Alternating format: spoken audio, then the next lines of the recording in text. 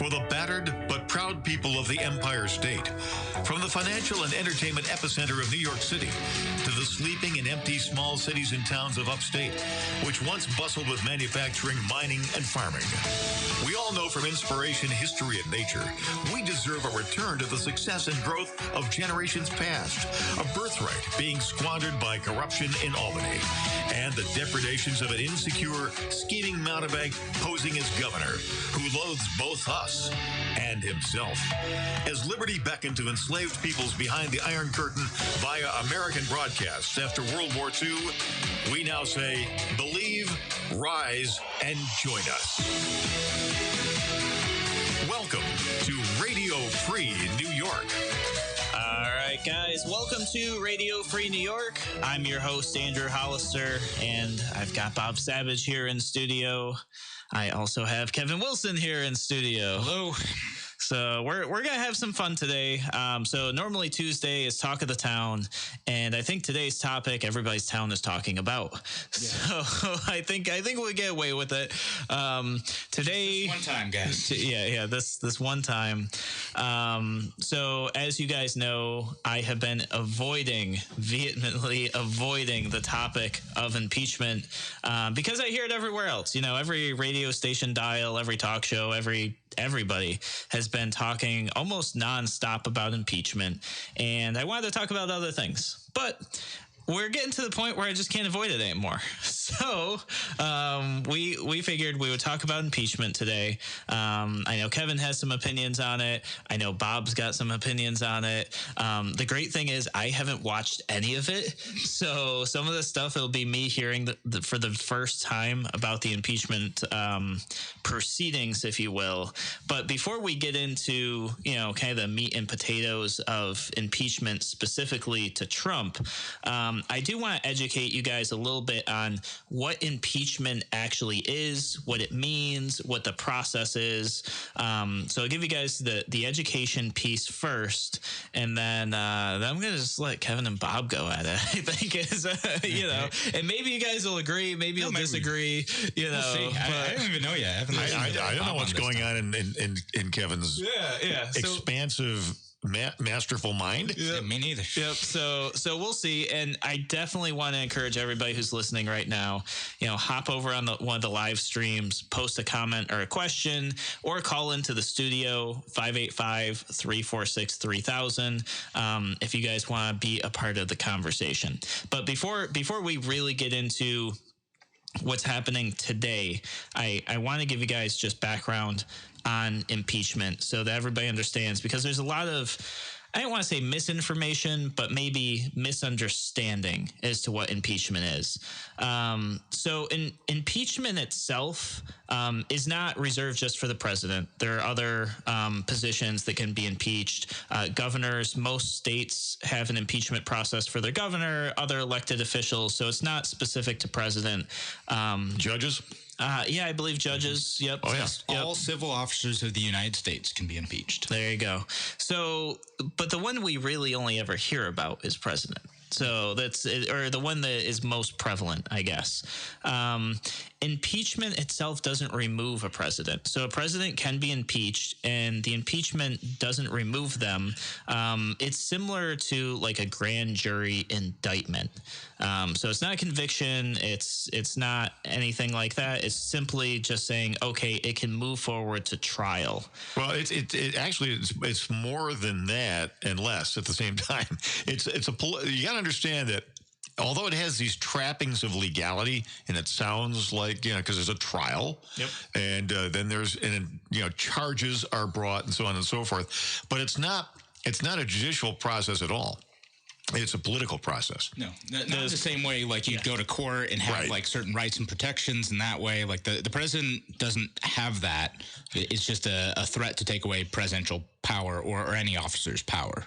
It's kind of like I hate to say this, but I mean it's true. It's kind of a kangaroo court in a sense that the people who are prosecuting the case, by prosecuting, I'm not using that term in the criminal sense. Prosecution meaning you're moving it forward, you're pushing the football down the field. They kind of make the rules up as they go along. So they make the rules up about the standard of proof and about the admissibility of evidence and whether or not they're going to have witnesses, what they're going to ask the witnesses, or whether they'll have no witnesses at all. And there's some debate too about whether or not you even need any like statutory crime to be able to impeach someone. You don't necessarily need that, according to a lot of people. Actually, you don't. I mean, and you don't need to prove them guilty beyond a shadow of a doubt. You just have to get enough of a majority, 2/3, to be able to impeach them. Yeah, no, absolutely. So essentially, an impeachment is just, in simplest terms, a legal statement of charges. And once again, these charges are normally criminal. However, it's not a criminal court. So nothing can be prosecuted criminally, and it doesn't necessarily mean that criminal action was done. So if you're impeached, you actually stay in office until this trial happens. And as Bob mentioned, trial is kind of a misleading word because it's not like a trial in court like you or I would go to had we broken the law. Then if, and I'm going to say with air quotes, convicted at this trial, then the conviction is essentially the removal of office. So impeachment is not removal of office. Conviction at trial in the Senate is. Interesting thing is some people are saying, oh, well, if Trump gets impeached, he can just pardon himself, or Pence can pardon him. And that's not true. So the Constitution actually specifically states that's like the only thing the president can't pardon is an impeachment. So that was interesting that people were suggesting that. I just wanted to set the record straight for anybody who was hearing that or thinking that that is not the case. Can I mention the specific articles in the Constitution too? Absolutely. For those of you who have your pocket constitutions, pull them out now. And I know some of you nerds do. I forgot mine at home. Bob's pulling his out right now. So Article 1, Section 2, Clause 5. Oh, see, Bob, being a good conservative libertarian, has several copies. Just have a stack of them here. Yeah, that's great. So is that Article dorky 1, or what? No, it's great. I love it. I have a Cato one normally that I have like in my bag. But Article 1, Section 2 says the House of Representatives shall have the sole power of impeachment. And then Article 1, Section 3, and I'll flip through. Article 1, Section... All those page effects that we're playing right now sound so great. No, this is good radio, right? Very authentic. So Article 1, Section 3 says that the Senate shall have the sole power to try all impeachments. When sitting for that purpose, they shall be on oath or affirmation. When the President of the United States is tried, the Chief Justice shall preside, and no person shall be convicted without the concurrence of 2/3 of the members present. And then goes on to say, judgment in case of impeachment shall not extend further than to removal from office and disqualification to hold and enjoy any office of honor, trust, or profit under the United States, but the party convicted shall nevertheless be liable and subject to indictment, trial, judgment, and punishment according to the law.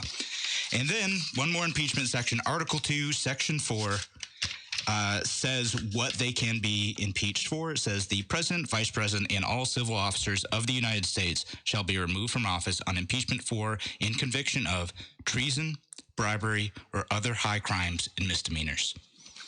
Yeah, and so that... But confusingly, though, I'm sorry, Andrew, but confusingly, they're not really referring to crimes in the criminal sense. Mm-hmm. Basically, crimes are whatever ticks off the House. Apparently, is what it comes down to. And the thing that I want to bring up and emphasize for everybody is that, so the specific quote, high crimes and misdemeanors is going to come up multiple times. That isn't defined in the Constitution. No, the House makes up the rules. So as this happens, it's highly subjective. Now, one thing that we could do is we could go and look at the Federalist Papers, right, and see the purpose and thought of people who wrote and put the Constitution together, and see if they had anything to say about it. And somebody did. So go figure. So when we come back from the break, we're going to talk about Alexander Hamilton just very briefly, Federalist Paper 65, and what that says about the intent of impeachment in the Constitution. We'll be back in a moment on Radio Free New York. We have the festive bump music here. Happy Hanukkah, Merry Christmas, Shiri Kwanzaa, or whatever the salutation is. We'll be back.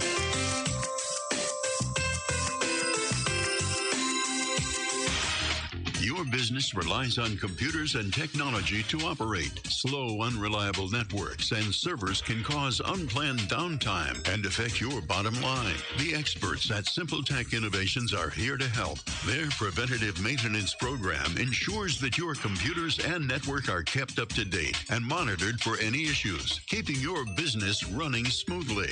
They also help clients achieve HIPAA, PCI, and New York State cybersecurity compliance to keep your network safe and secure. Whatever your business IT needs are, Simple Tech Innovations should be your first call. They've won the Best in Rochester 8 years in a row and have an A+ Better Business Bureau rating. Call them today for a free consultation at 585-200-3182. That's 585-200-3182. Simple Tech Innovations. Hi, Bob Savage here for the WYSL station. So times are tight, and you've got to watch every penny. How to get maximum advertising impact without shelling out maximum bucks? Well, there's print media. Of course, there's a reason why it's called the incredible shrinking daily paper. Then there are those penny savers and shoppers, 98% of which hit the recycling bin without ever being opened. And are you really looking for customers who are shopping for used tires and playpens? You could try cable TV, 500 channels, 12 viewers per channel.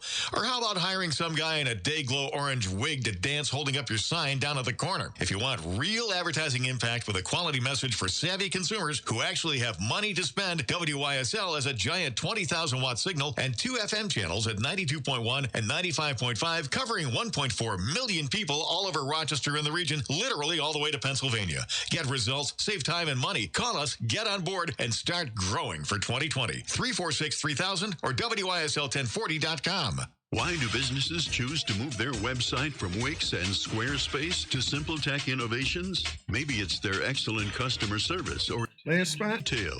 Maybe it's their ability to give a truly customized solution. Or perhaps they just like the fact that Simple Tech is a local small business that builds great relationships with its clients. Whatever the reason may be, you can rest assured knowing that the local team at Simple Tech has your best interest in mind when building or updating your website. They're hands-on and love helping customers achieve their goals. But don't take my word for it. They've won the Best in Rochester 8 years in a row and have an A+ Better Business Bureau rating. If your website doesn't match your dreams or isn't achieving your goals, give the professionals at Simple Tech Innovations a call today for a consultation at 585-200-3182. That's 585-200-3182. Simple Tech Innovations. You're listening to Radio Free New York. All right. Welcome back to Radio Free New York. We're having possibly the one and only discussion about impeachment on this show. We'll see. It might bleed over. We'll see. But I've got Bob in studio. I've got Kevin in studio. And I want to say hello to all of our listeners on all the various stations. And, of course, those of you on the live stream. I see a couple of you are posting some comments in here. So, guys, welcome to the show. What I want to do is we just left off before the break. If you're joining us here on the show, that there's this term in the Constitution about impeachment. It says for high crimes and misdemeanors. And that's not actually defined in the Constitution. However, Alexander Hamilton in Federalist Paper 65 did describe impeachable offenses there. So I always like to look at the Federalist Papers as guidelines as to, and a little additional background on, as the founding fathers were writing the Constitution and forming our republic, what they had in mind and maybe the spirit of the law as they were writing it. So he describes impeachable offenses as arising from, in quotes, the misconduct of public men, or in other words, from the abuse or violation of some public trust. And you'll see this term public trust come up a lot. And then such offenses were, and then again in quotes, political as they relate chiefly to injuries done immediately to the society itself.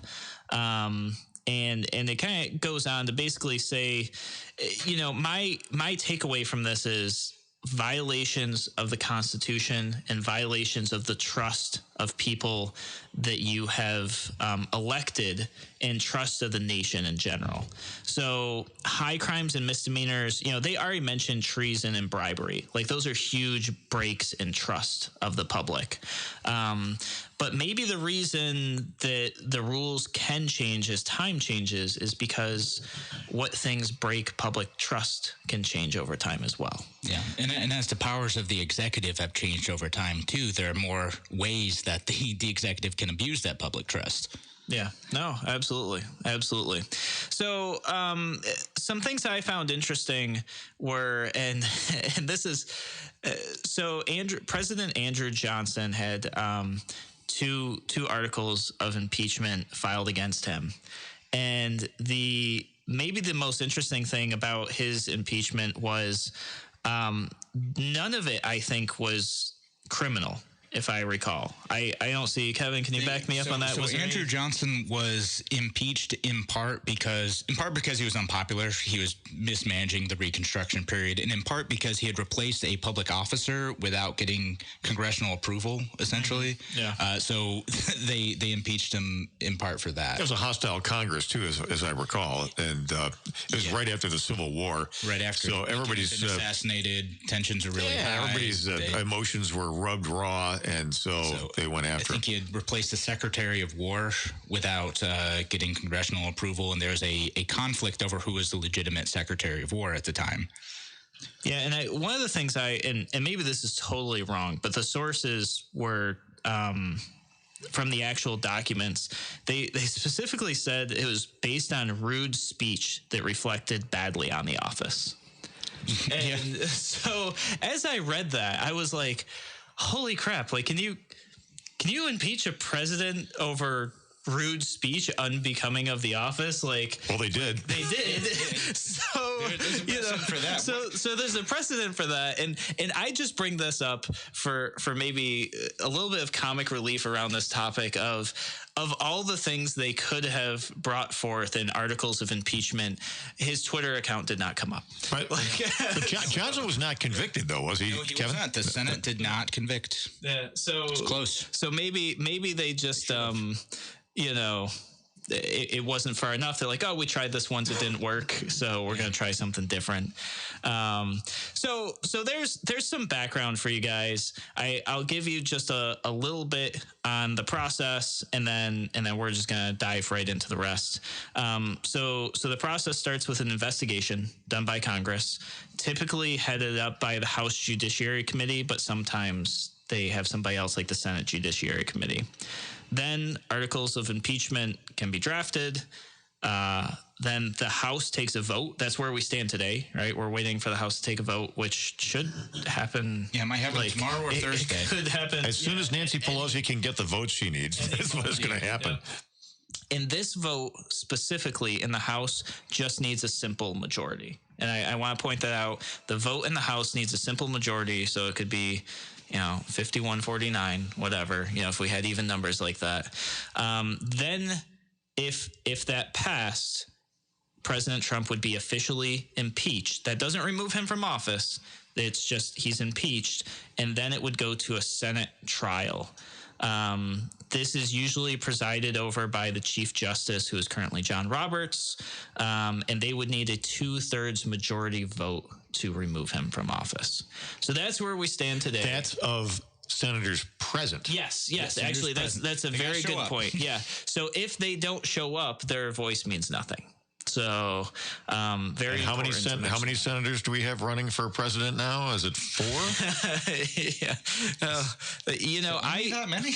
I tell you what, I looked up the FEC filings the other day. There are over 1,000 people that filed to run for president this year. over 1,000. It's pretty crazy. And a lot of them have financial activity too, which is crazier. But I want to open it up for you guys to start wherever you want to start on this. And let you guys go from there. I do want to acknowledge a couple listener comments. We did have someone who commented over the break who asked if this is similar to a vote of no confidence that they might do in a parliamentary system in Great Britain. Bob, what do you think of that? No. It's not. Yeah, it's not quite the same. Actually, I think that a vote of no confidence in parliamentary can result in the removal of that officer. Don't they usually resign under those circumstances? A lot of times I think like it's the party leader who's usually the prime minister, and then they might resign or they might hold new elections or something like that. So form a new government, I think, is exactly the arcane way that they do it. But it's a strict populist kind of. It's not direct democracy, but it's closer than what we've got. Yeah, but that's a great question, though, and I've heard that come up, too. Like, is impeachment like a vote of no confidence? Can we treat it that? Should we treat it that way? And, it's a fair question to ask.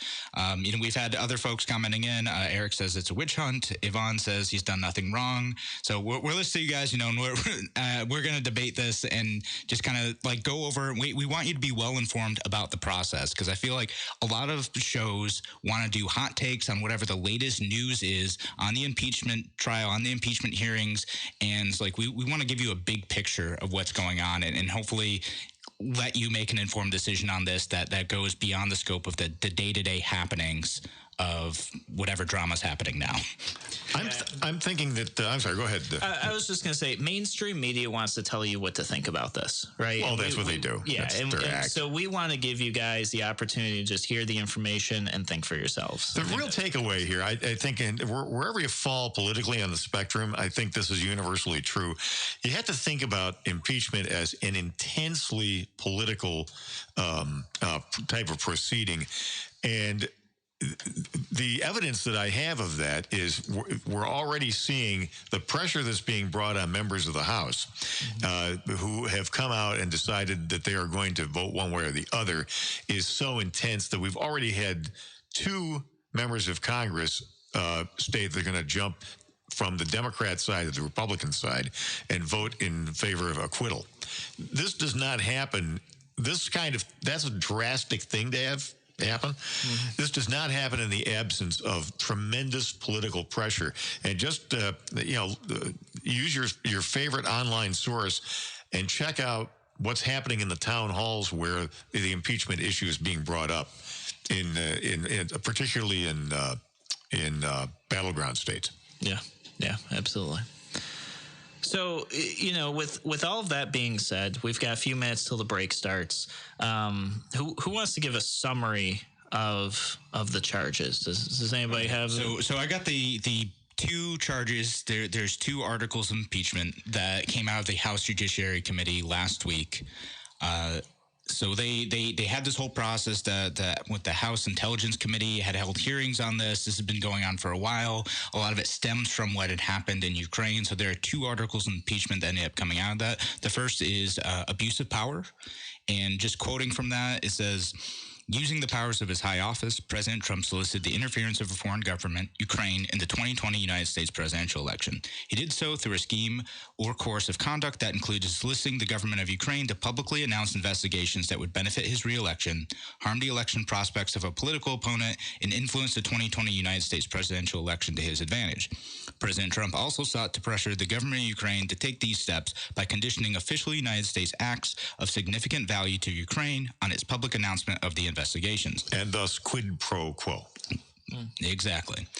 So and what they charge is that he did this for personal benefit, that President Trump used the leverage of official acts of the U.S. government to personally benefit himself in the 2020 election. And then, of course, the second one is obstruction of Congress, and we'll go into that a little bit more after the break. All right. So you've got Radio Free New York with Andrew, Kevin, and yours truly, Bob Savage. And a shout out to our friends listening in Elmira on the Patriot, 1230 and 1450, and also out in WAC and the new WAC FM at 96.9, which I listened to in Fairport yesterday. We'll be back.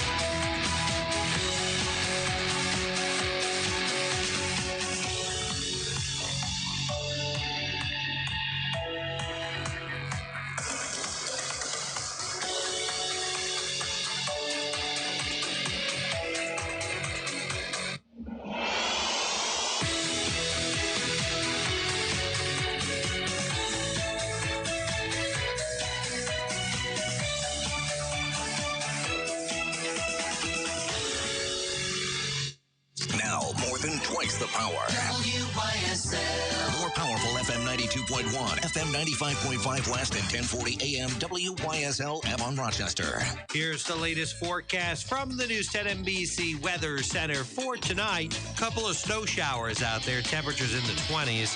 Just a little fresh coating of snow in spots on Wednesday. A rather wintry day coming up with some local squalls and lake effect snow showers. Could snow briefly hard at times with a few inches possible. Plenty of blowing snow as well, as winds will gust over 30 miles an hour and temperatures will drop into the teens during the afternoon. I'm Rich Cadelia, WYSL. Why do businesses choose to move their website from Wix and Squarespace to SimpleTech Innovations? Maybe it's their excellent customer service or attention to detail. Maybe it's their ability to give a truly customized solution. Or perhaps they just like the fact that SimpleTech is a local small business that builds great relationships with its clients. Whatever the reason may be, you can rest assured knowing that the local team at SimpleTech has your best interest in mind when building or updating your website. They're hands-on and love helping customers achieve their goals. But don't take my word for it. They've won the best in Rochester 8 years in a row and have an A+ Better Business Bureau rating. If your website doesn't match your dreams or isn't achieving your goals, give the professionals at SimpleTech Innovations a call today for a consultation at 585-200-3182. That's 585-200-3182. SimpleTech Innovations. An experienced professional with more than 15 years in dentistry, Dr. David Olivo welcomes new patients to his family practice at 2005 Lyle Avenue. At the office of Dr. Olivo, you'll discover a warm and comforting environment staffed by professionals who are committed to providing the best available dental care while assuring your complete comfort. Call 328-3382 for an appointment. Dr. David Olivo, offering quality dentistry with a gentle touch. Imani, time for school, baby. Imani, time for school. Imani, it's time. A different couch, a different floor, the backseat of a car. Over 2,000 Rochester school-aged children are homeless, but now there is hope. The Open Door Mission Cold Water House for moms and their children. OpenDoorMission.com/doves. Edward Jones has been ranked highest in investor satisfaction with full-service brokerage firms by J.D. Power. Why? Because we're built for listening. So find out for yourself. Contact Leanne Hill, your local Edward Jones financial advisor, at 87 Genesee Street in Avon, or call 226-3464. Edward Jones. It's time for investing to feel individual. Member SIPC. For J.D. Power 2019 award information, visit jdpower.com/awards. Take it. How's that? Terrific, man. Hold on. Hello. Honey, we need help. The furnace won't turn on and the house is getting colder. Oh, man, now I really got the blues. What am I going to do, brother? Call Taylor, 500-HELP. Their heating experts will fix things up and have you singing in no time. 500-HELP? Now that's a hot number. I think I'm really getting it, man. Call Taylor, 500-HELP. This is Dom Genova, owner of Genesee Valley Motors in Avon, your no-nonsense car dealer. Well, we're your no-nonsense truck dealer, too, selling Rams and Fords up to the mightiest that they make. And we have a shop with Master Techs open from 7 a.m. to 8 p.m., 6 days a week, even Saturday, so you can get your truck serviced when it's not billing hours for you. You may not be used to that. Visit RochesterWorkTrucks.com. That's RochesterWorkTrucks.com.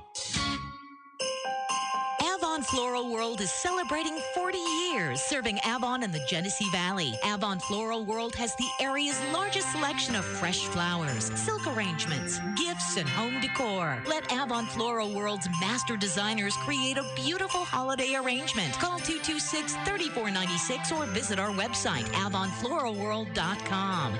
Avon Floral World. We deliver smiles. Bob Savage here for Avon Gun. Open 7 days a week. Avon Gun's your locally owned and operated gun shop specializing in pre-owned firearms and repairs. It's Christmas. Time to get your favorite sportsman or woman something very special. Avon Gun in the village of Avon, 259 East Main Street. It's 2 Lancer Mania weekends back-to-back, December 27th and January 3rd and 4th. Celebrate the holidays with your Rochester Lancers. Bring your team or group. It's a party, not a game. Get your tickets at ourlancers.com. You're listening to Radio Free New York. All right, welcome to Radio Free New York. I'm your host, Andrew Hollister. I've got Kevin Wilson in studio, Bob Savage in studio. We're talking impeachment, and we've been avoiding it. Well, I've been avoiding it, but here we are. We're talking about impeachment. Can't avoid it forever. And the House, basically, the House Judiciary Committee approved 2 articles of impeachment: abuse of power and obstruction of Congress. And a question came up, and the question was, why not bribery? Why did they, they said it was, personal gain. Yeah, Democrats were yelling bribery like 2 weeks ago. Every report, bribery. Except the problem was that, bribery couldn't be proven. That's a specific crime, unlike the amorphous grievances which are enumerated in Article 2 of high crimes and misdemeanors, which are basically, an ad hoc definition that is arrived at in every instance by the House. Everybody knows what bribery is. Yeah, and what's interesting is that the House Judiciary Report, if I'm remembering this correctly, it's like 600 pages. I skimmed it a bit. They do mention, or at least insinuate, that this was related to bribery, although I don't know if they could meet the statutory definition of that, which I have in front of me. It says statute provides whoever, being a public official, directly or indirectly, corruptly demands, seeks, receives, accepts, or agrees to receive or accept anything of value personally in return for being influenced in the performance of any official act. And that could not be proven. Right. And it kind of hinges on anything of value personally, because Republicans can and are making the argument that this wasn't something motivated by personal gain. It was motivated by an official act to investigate Hunter Biden being on Burisma, a Ukrainian gas company, and related to Joe Biden, President Trump's political rival. Right. So that's what it kind of hinges on.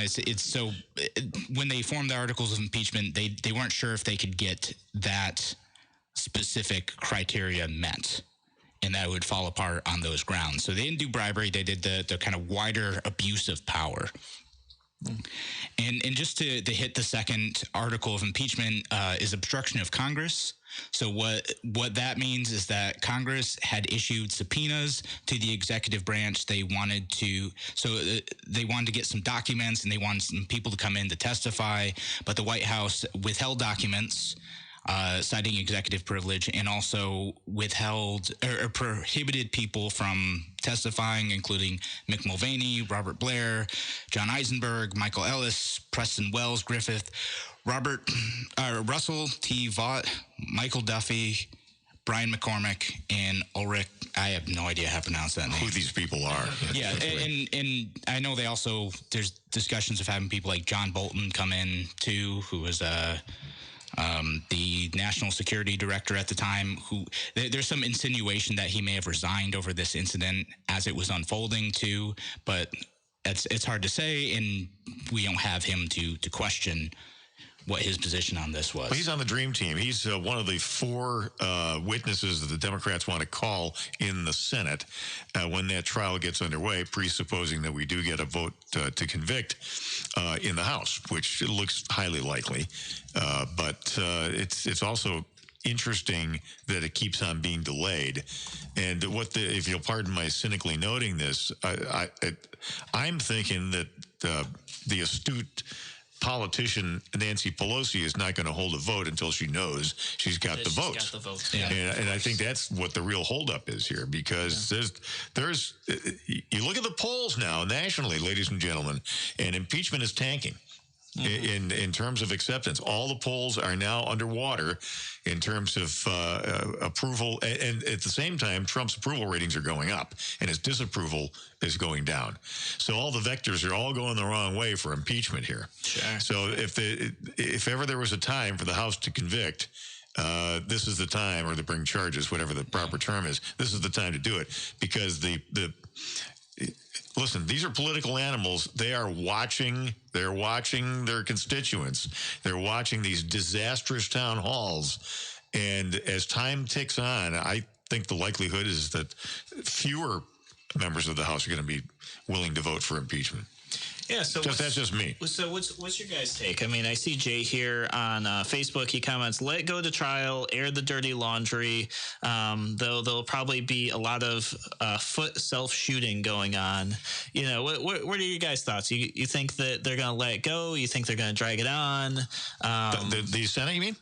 Well, the House. The House. Yeah. I mean, I think the House is they're gonna impeach him this week. Yeah. And then the Senate, it depends on who you ask, right? Like the Republicans, they're like, oh, we're going to coordinate with Trump on this and we're going to just get it done as fast as possible, which I don't really like that either. Sure. The Democrats Chuck Schumer was out there calling for witnesses. He wants to have Mick Mulvaney testify and John Bolton and a couple other people. So he wants to, he wants to say that he's giving a fair trial, and whether or not you believe that, I guess that's up to you.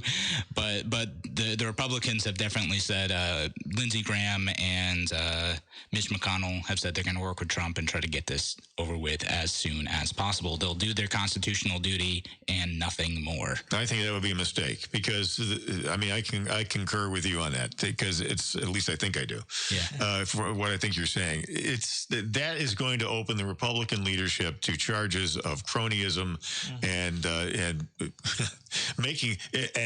making this political process a political process, like we don't already understand that that's what the state of things is. But no, I think a quick basically just dismissal of all the charges and let's move on, as good as that would be for the country in the long run, would be bad. Yeah, it'll look like they're acting in bad faith and not doing their duty to hold an actual trial in this case. So I think they need to at least call up witnesses, and that might exonerate Trump or it might not, and then they need to make a decision based on that.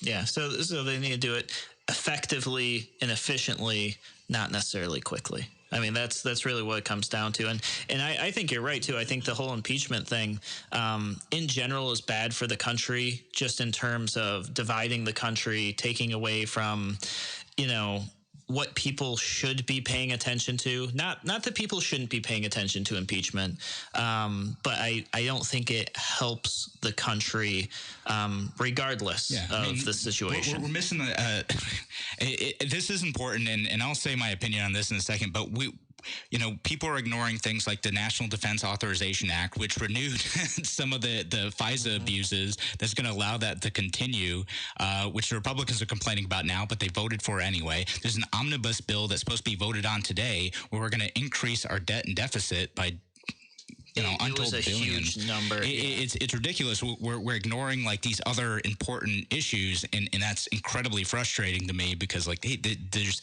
continued injustices going on, and we're not able to focus on that because everything is consumed by impeachment, which is part of the reason why I know we're not talking about that all that often. Is because we know there's other important stuff to focus on too. Well, and it's also important to note, and actually I was there, I lived through this, and that is to note the half-life of the bad faith and the distrust and the damages, the wounds that are opened in the country, which are going to take that much longer to heal.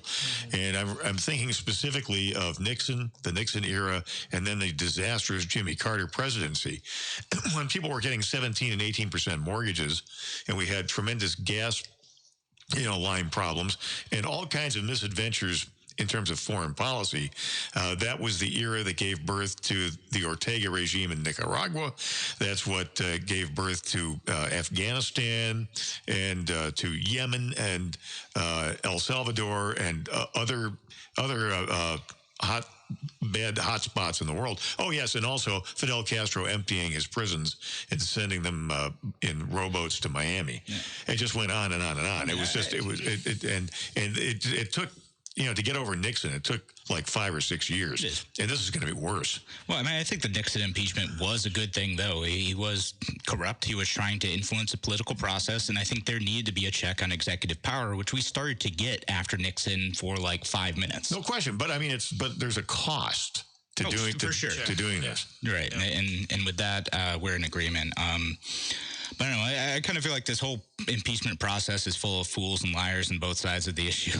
And I hate to do the both sides thing, but it's political. It's so political, and it's exhausting and frustrating. And yeah, I guess we'll get into that more after the next break. Yeah. All right, guys, we're going to take another break here. We'll be back in a moment on Radio Free New York.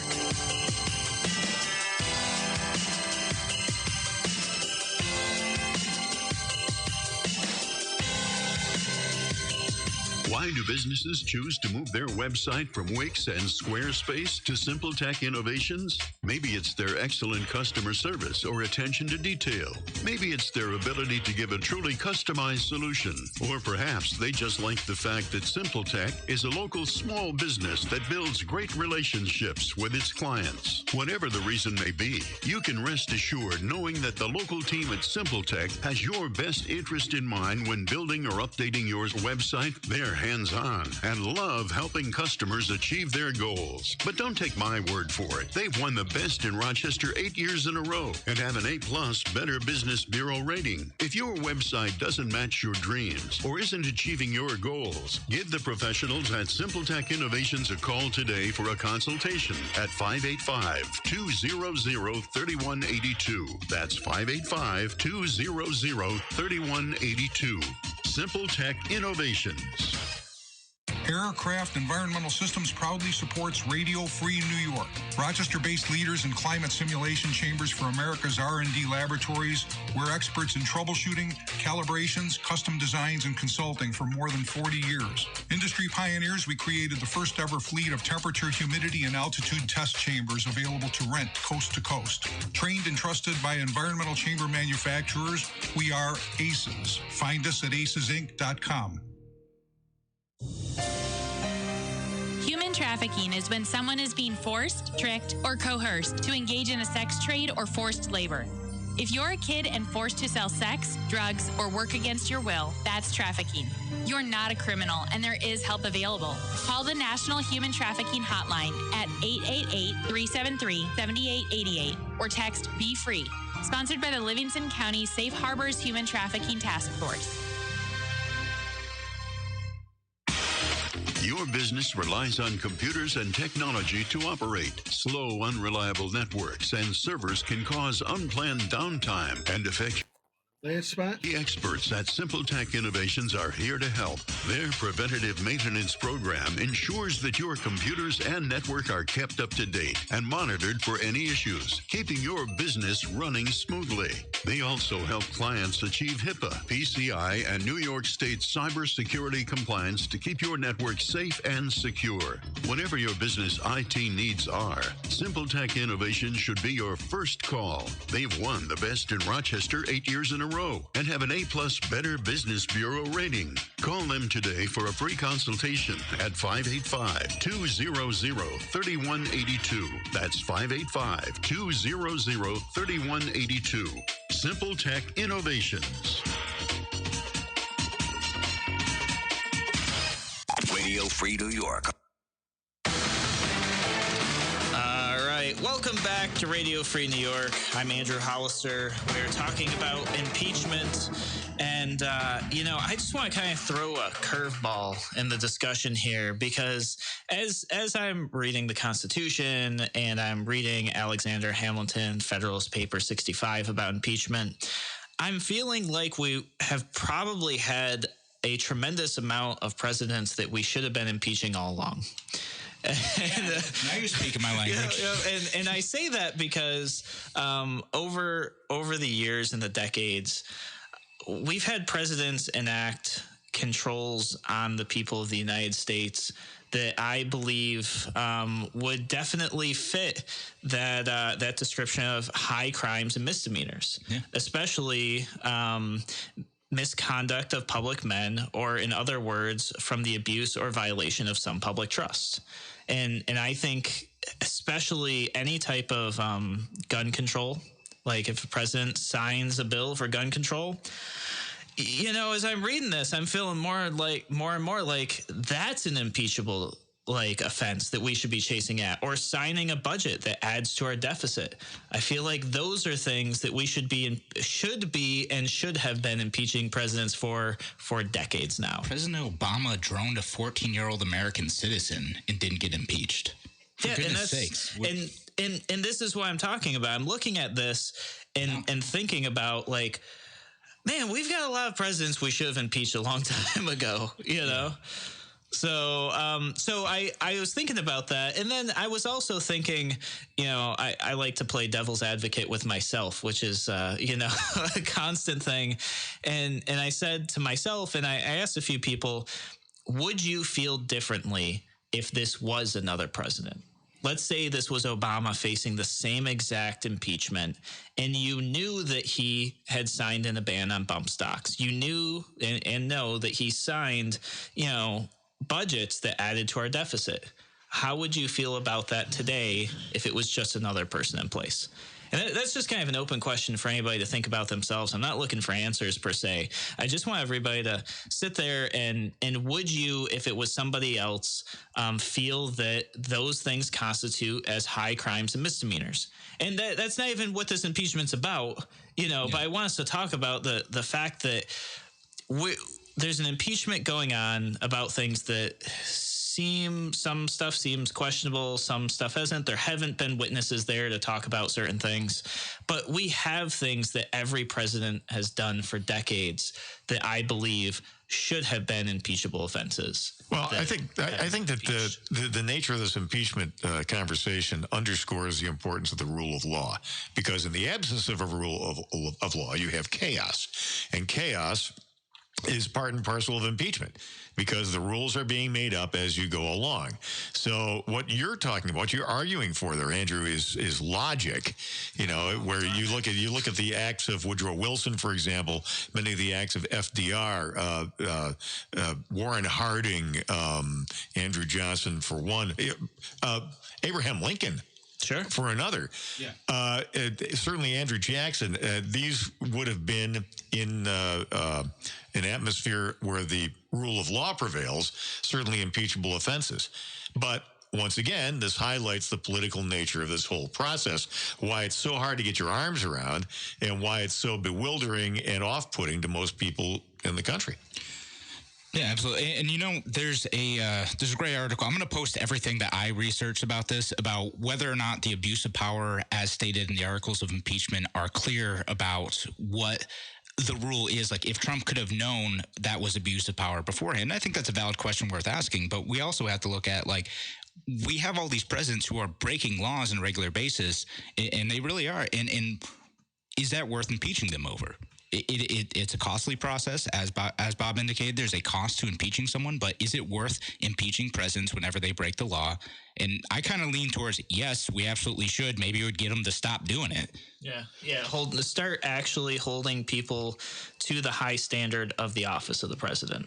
Like that, it sounds like something that we should have been doing all along. And, you know, like holding people to the standard that they should have been held to this whole time. And I know for sure, as I'm saying this, people are thinking, well, why are we starting now? Well, because we're talking about impeachment now. That's why, you know. But I think it's a valid question. Like, why haven't we been holding people to that high standard to begin with? Well, you're going to get your wish, I think, because after this, I think there's a high likelihood that many more presidents are going to be impeached going forward. That's probably true. And next time the Democrat is elected, there's a good chance that Republicans, if they have a House majority, are going to find something, and they will find something, because there's probably something there to impeach the president over. And it is frustrating. This whole process feels partisan. It feels kind of gross, right? Like, it does. Yeah, the most frustrating, but I think that President Trump probably should be impeached, but Democrats have done such a bad job of managing the PR game in this that, like, they may end up ruining it for themselves because they're not able to make a case without looking like partisan hacks. That's my biggest frustration with this, because I think there's something there, and I think Republicans saying that there's nothing there at all, that everything was perfect, that it's all fine, they're gaslighting you when they're saying that. There is something there. It is probably not a good use of his power. President Trump probably should have been charged with obstruction of justice for some of the other stuff that's happened too, back to the Mueller report. But that's not going to happen. The Democrats, I think, are making a pretty weak case for impeachment, and they're going to screw it up because they don't have the bravery to charge ahead with this, or the good sense to just let it lie. Now, are you saying he should be charged with obstruction of justice or obstruction of Congress? Obstruction of justice. I think that he should have been charged with obstruction of justice too, in addition to obstruction of Congress. Even though because I think obstruction of Congress, like, to a lot of people from a PR perspective, because this is a politically motivated thing, isn't going to look as strong, because they're going to be like, oh, well, it's a witch hunt. Why would Trump cooperate with that? He does. The president does not have to comply with requests from Congress. It's the balance of powers, right? And well, I think that there's some subpoenas, like the executive branch, should do that, because that's balance of powers also means that the legislative branch has some power to keep the executive in check, right? No, not necessarily. They're co-equal branches. Well, they are. So them being co-equal branches, like they should have some sort of subpoena power. And what's strange about the obstruction of Congress thing is that they could have subpoenaed some of these people. It didn't. It could have gone to court, probably would have gone up to Supreme Court, but they didn't feel like they had time to do that because it would have gotten dragged out another 6 months. And then it's election time, and then any political motivation for moving ahead with impeachment would probably be gone. So again, and that's why it's like, I don't like the obstruction of Congress charge as much. I think you could make a stronger case for obstruction of justice in other areas. And they could have moved ahead with that, but they didn't. Instead, we got this weak articles of impeachment that are amorphous, and I think that it's going to be hard to win over the American people that this is a legitimate process that isn't clouded by so much partisanship that it's not worth moving ahead with. I think it's going to be clouded either way. We live in such a hyper-partisan time that, you even look at the vote, and the vote was straight across party lines. Yeah. So very few people, I think, are going to look at that and say, oh, this wasn't political. Like, you see the vote straight across party lines, which means right away you're thinking, oh, well, this only happened because there's a majority of Democrats. That's what's going through, I think, a lot of people's minds right now, regardless of the merit. Like, we could literally have video of, like, the president doing some awful, heinous thing that was, like, shared on YouTube, but because of the way the votes went out, people still aren't going to believe it. And also, I think we could shoot someone on Fifth Ave. And also the insipid nature of the charges. I think it just fails to resonate with people. Mm-hmm. Obstruction of Congress. I mean, has anybody seen what Congress's approval ratings are? I think people out there, their reaction is, I'd like to obstruct them. I'd like to obstruct them over a cliff.